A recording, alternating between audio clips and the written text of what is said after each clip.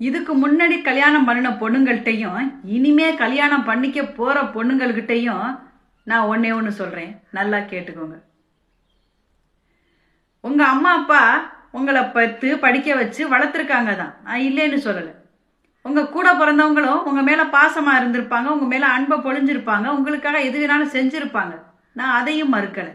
ஆனா அதையும் தாண்டி, அதாவது உங்க அப்பா அம்மா அண்ணன் தம்பி அக்கா தங்கச்சி எல்லாரையும் தாண்டி ஒரு உறவு அமையுது நமக்கு அப்படின்னா அது கணவன் மட்டும்தான்.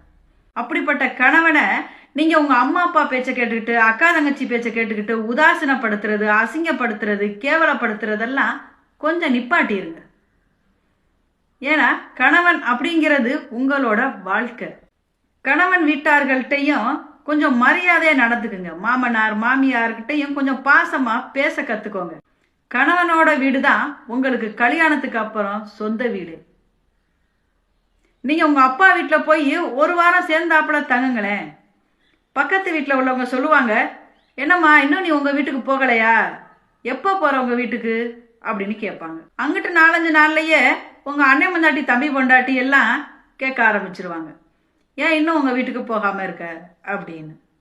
திரும்பவும் 10 நாள் சேர்ந்தாப்புல இருந்தீங்கன்னா உங்க அப்பா அம்மாவே நீ எப்ப போற உங்க வீட்டுக்குன்னு தான் கேட்பாங்க.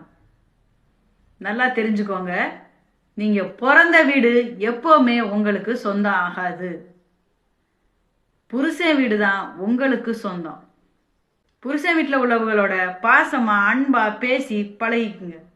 உங்க கல்யாணத்துக்கு அப்புறம் நீங்க உங்க பிறந்த வீட்டில் போய் எப்படிதான் பண வசதியோட கார் பங்களாவோட ஊர் சுத்தினாலும் சரி, பண வசதியோட வாழ்ந்துகிட்டு இருந்தாலும் சரி, உங்களை வாழா வெட்டின்னு தான் சொல்லுவோம் இந்த உலகம்.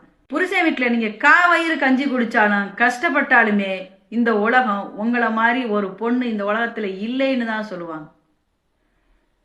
இவ்வளவு கஷ்டத்துலயும் அந்த பொண்ணு புருஷன் வீட்டுல இருக்கிறா, புருஷனை மதிக்கிறா, மாமனார் மாமியாரை மதிக்கிறா, இன்னும் இங்கதான் வாழ்ந்துகிட்டு இருக்கிறா அப்படின்னு உங்களை புகழ்ந்து பேசுவாங்க. இதுக்காக உங்களை புருஷன் வீட்டுல போய் நீங்க கஷ்டப்படுங்க அப்படின்னு நான் சொல்லல. அந்த காலத்துல எல்லாருமே கஷ்டப்பட்டாங்க தான். ஆனா இந்த காலத்துல அப்படி கிடையாது. இந்த காலத்துல உள்ள கணவர்கள்லாம் ரொம்ப பாசமா பொண்டாட்டியை வச்சுக்கிறாங்க. தான் கஷ்டப்பட்டாலும் தான் பொண்டாட்டியை நல்லா வச்சுக்கணும் அப்படிங்கிறத நினைக்கிறாங்க. அதுதான் அப்பா அம்மாவை விட தான் பொண்டாட்டிய தன்னை நம்பி வந்த மனைவிய நல்லபடியா பார்த்துக்கணும் அப்படின்னு சில கணவர்கள்லாம் நினைக்கிறாங்க.